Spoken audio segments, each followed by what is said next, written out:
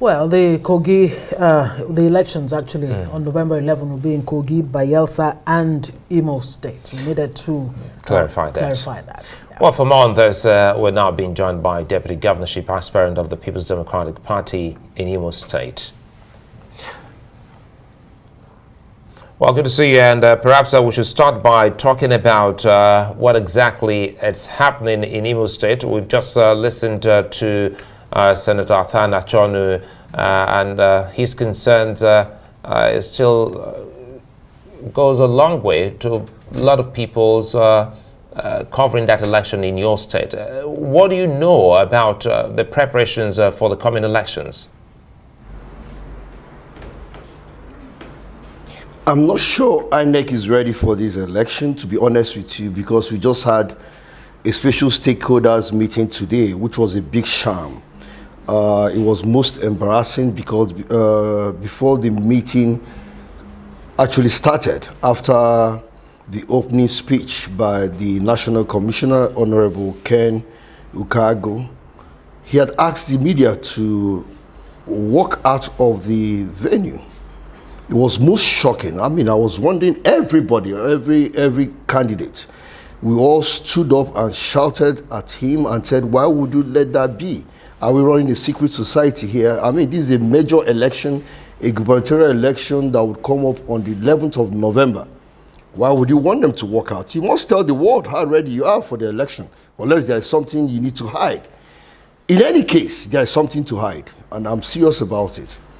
Because you look at their antecedents, and then you will want to believe, because it calls to question their personality and character. I need to bring this to the attention of Nigerians. Here we have 2 result sheets. On the House of Assembly election, our agent and other parties' agents were all given result sheets, original result sheets from INEC. From INEC. And immediately after the election, they uploaded another lookalike, but I dare say a fake result, with the same serial number onto INEC IREV. And we asked the National Commissioner, tell the world how they got the serial number of a result sheet that was supposed to have been domiciled in INEC and from INEC to the Central Bank of Nigeria. We need to know. In any case, let us send it as a signal to you that we will not accept any of this on November 11th. You cannot afford to upload a fake result. This happened under your watch, and we need you to explain. You will be shocked that while he was trying to answer or put up explanation on how this result made its way to the INEC IREV, he said that this has just been brought to his attention. This is laughable. That is gross incompetence. Because this happened under you. Does that mean that you didn't look at the results on the IREV in an election that you were supposed to have supervised? Right, Mr. Or Onyereri, you know that the original result sheet wasn't uploaded? These are very, very grave allegations again, I mean, being made here tonight. Exactly how did you source this particular document that you're holding in your hands and saying it's an original copy of what is intended to be uploaded on INEC's IREV? How did you source this document? And you say that you have approached INEC to give you answers. What exactly is INEC really telling you? That's exactly what I explained. One, how did I source the documents? One, the original result sheet was given to our agent.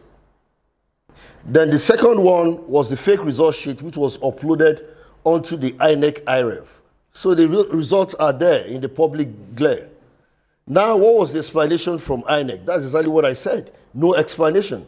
That this has just been brought to their attention and then that they will look into it. And then secondly, you now said that it might be sub judice because this probably is in the court. And I said to him, no, court has decided on all these matters, so it's no longer in the court. So we need explanation from INEC to avoid a repeat of this on the 11th of November. they are yet to give us a sound explanation of what transpired. Have But you we been won't let this able happen to... on the 11th of November? Yeah, there have been allegations of, violence in Imo State, and very glaring to the whole world too. Indeed, there have been, very troubling situations of security or insecurity, if you like, in Imo State. But how has that impacted on your campaign in Imo so far? Have you been able to sell, your ideas to the people of Imo State freely? Yeah, we have been able to do all of that. To be honest with you, we have actually campaigned, but a true test of what we are going through will be on the issue of allowing us to put up our billboards and then, of course, to paste our posters. And let me also bring that to the knowledge of everybody, that we had paid the required fees. We are asked to pay 10 million, and we paid through TSA. And that was a full and final payment, because that was what they put up there. All of a sudden, they brought up another bill of 54 million, and we said we can't pay. That we didn't make a deposit. What we paid was a full and final payment. And we put up our billboards, and government removes our billboards. We paste our posters, and government removes our posters. But the truth of the matter is that, do we really need all of that? Our advert is in the hearts of the people. They believe in our candidate, distinguished Senator Samuel Nnemeka Anyanwu. And on November 11th, they will make a loud noise on it. Now, this talk about inability to really get out there, is it restricted to billboards and campaign posters and flyers? Are you able to use some of the state-owned broadcasting media?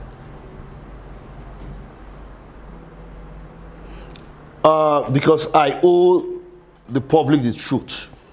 I was excited when NTA had invited me, which naturally should have been a state television station. They invited me and gave me an hour interview, which was very exciting. So I won't lie about it. But honestly, in areas that are prone to security, like also some parts of Olo and then some parts of Okigwe, it's impossible to campaign there because of security challenges. So we have those natural challenges, and that was why we asked INEC today, tell the world whether we would have elections. Let me quickly clarify. So I want us to take this. Sorry to cut you there. Let's clarify this. I want us to be more definite about this. By the way, NTA is not a state-owned station. It's a national station owned by the Nigerian government. I'm talking about the state broadcasting stations in your state. Were you able to use these stations for campaigns as advised by NBC? I'm not aware of any state TV station, but I'm aware that there's a radio station owned by the state. What I meant by NTA being a state station, I'm aware that this is an APC-controlled government. But yes, my explanation is well taken. But IBC never invited any one of us, and that shouldn't really have been an issue because there are so many private-owned stations. So we are making the best use of the private-owned stations. Going back to the issue of security in Imo State, there are indications that the Inspector General of Police, Gbetokun, has redeployed the Commissioner of Police in Imo State. I mean, PDP is one of the parties that have been calling for the redeployment or removal of the CP in Imo State. How comforting is that for you as the elections draw near? To be honest with you, it came up in our interaction with the IGP. I recall the Labour Party state chairman had recommended for his deployment.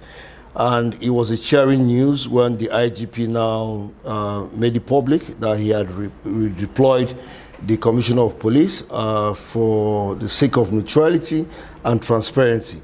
And we are saying to INEC, why not follow suit? Why not take the same stance? If people are worried about one of their officers or some of their officers it's only proper that you deploy them. And I will tell you what again. There's an electoral officer, and that was exactly what we put forward to the National Commissioner today. The practice direction in INEC is that when you are from a particular state, you can't possibly conduct election or supervise election in that same state.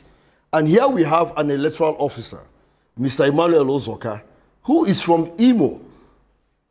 So rightly, he's not meant to be an electoral officer. And we said to Ken, Honorable Ken, the National Commissioner, why have you allowed this man to be here to conduct the November 11th election? And he said that, that he's on an acting capacity. I said, no, that is wrong. Because on your portal, what is written there is electoral officer, not acting electoral officer. Because in some of the positions, they wrote acting this, acting that. But in this particular case, it was written electoral officer, not acting. So your explanation is wrong. So the man has no business conducting the November 11th election because he's from Imo State. So these are, some of the few challenges that we have in Imo that makes everything suspicious. Have to leave it there. Jones Onyereri is the PDP deputy governorship candidate in Imo State. Thank you so much for joining us on Newsnight, and we wish you the very best.